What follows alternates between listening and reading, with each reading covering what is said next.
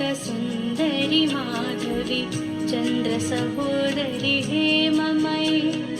मुनिगणमण्डितमोक्षप्रदायिनि मञ्जुलभाषिणि वेदनुते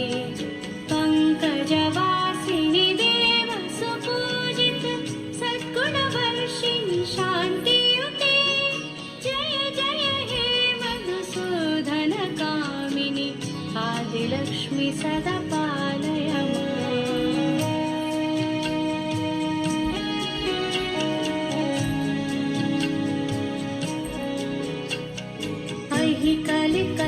कलिकल्मषनाशिनि कामिनि वैदिकरूपिणि वेदमयि क्षीरसमुद्भवमङ्गलरूपिणि मन्त्रनिवासिनि मन्त्रनुते मङ्गलदायिनि अम्बुजवासिनि देवगणाश्रितपादयुते जय जय हे मधुसूदनकामिनि धान्यलक्ष्मि सदा पालय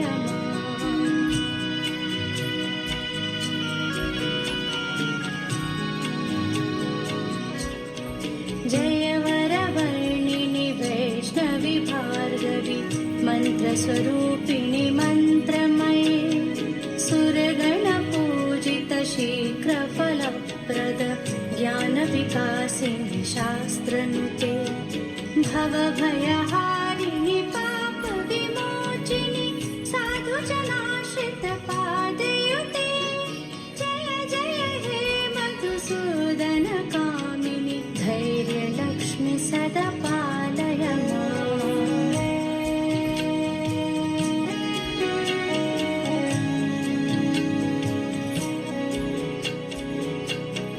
जय जय दुर्गतिनाशिनि कामिनि सर्वफलप्रदशास्त्रमये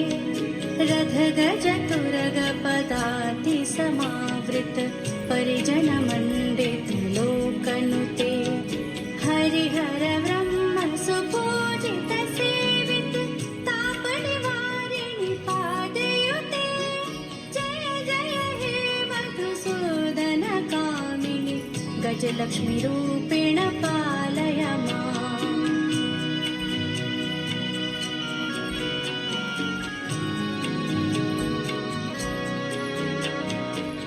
हि खगवाहिनि मोहिनि चक्रिणि रागविवर्धिनि ज्ञानमये गुणगणवारिधि लोकहितैषिणि स्वरसप्तभूषित गाननुते सकलसुरासुरदेव मुनीश्वर मानववन्दित पादयुते जय जय हे मधुसूदनकामिनि लक्ष्मी त्वं पालय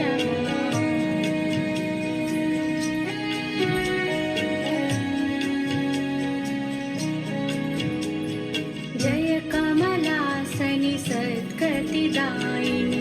ज्ञानविकासिनि गानमये अनुदिनमर्चित कुङ्कुमधूसर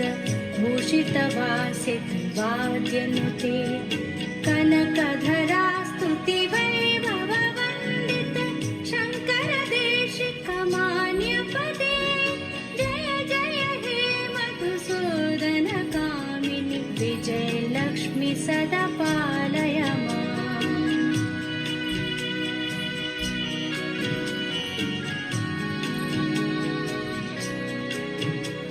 प्रणत सुरेश्वरि भारति भार्गवि शोकविनाशिनि रत्नमये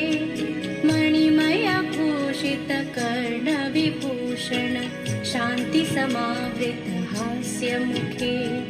नवनिधिदायिनि कलिमलहारिणि कामफलप्रद हस्तयुते जय जय हे मधुसूदनकामिनि विद्यालक्ष्मि सदा पालय